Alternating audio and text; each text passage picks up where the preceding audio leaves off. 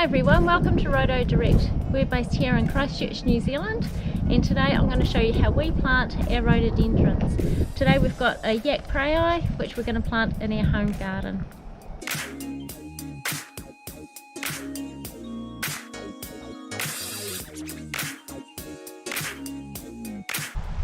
Yak praei is a fantastic little plant. It grows to 1 metre in height after 10 years.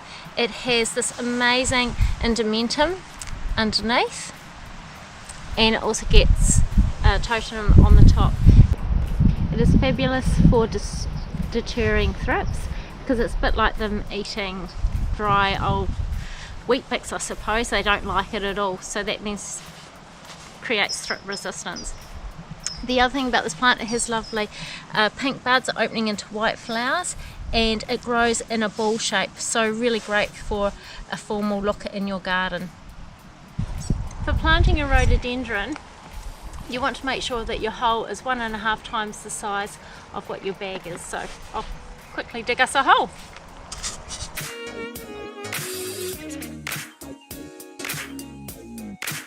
Okay, so we've dug our hole, and here in New Zealand we have a range of different soils. We've got a sandy loam soil, but we've had the ground's been heavily compacted with machinery.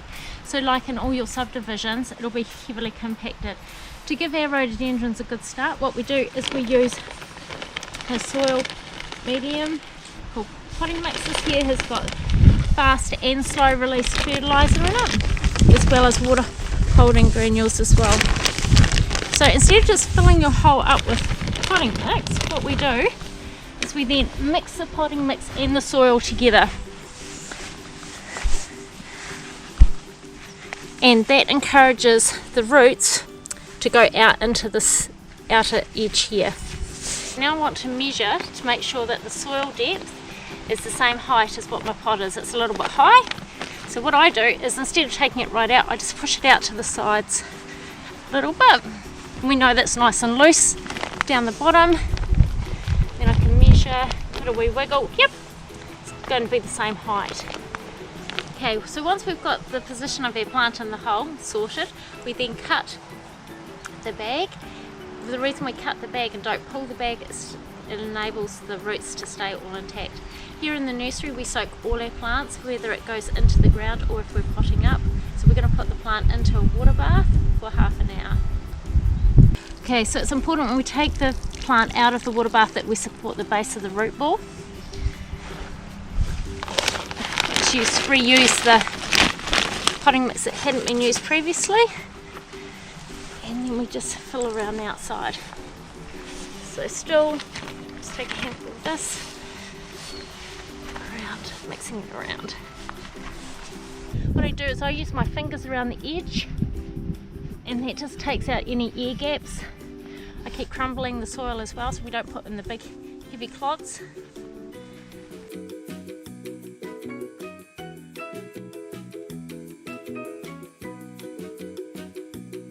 We're at the same soil level, and then I just push down hard around the edges. Now what I do, especially in the nursery display gardens, is I make it like a little moat going around the outside, and that just helps us keep the water in here. Because we've got sandy loam soil, we've got really great free draining soil, and that just helps the water stay in. So once we've got the plant in the ground, what we need to do now is mulch around the edges of it. The purpose behind mulching is it keeps the weeds out and also retains the moisture. What we use here in the nursery is either pea straw or barley straw, and that's because it's the most cost effective for us. And if you're in the town, bark chip is a really good option. There's a lot of great products out in the market now where the bark chips actually interweave together so you don't get the birds spreading across your lawns.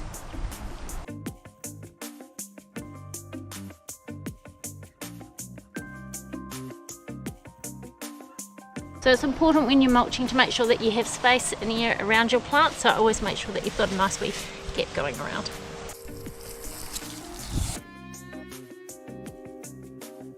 Obviously at the end of planting your plant you want to give it a good water all the way around the edge of the plant, and also I also do it outside as well. Now remember, top tips with your rhododendrons: no poo. No cow poo, no chook poo. They're acid loving plants and they don't like all that fertilizer. So if you're using fertilizer, you want to use a slow release fertilizer. One that's designed for rhododendrons. This is a yak prayer that we planted exactly a year ago, and looking forward to it flowering in October. You can see all the flower buds that are getting ready to come out. You can see the lovely deep green foliage that it has and the awesome endomentum underneath. Feel free to check us out on Facebook and on our website for future tips on planting rhododendrons.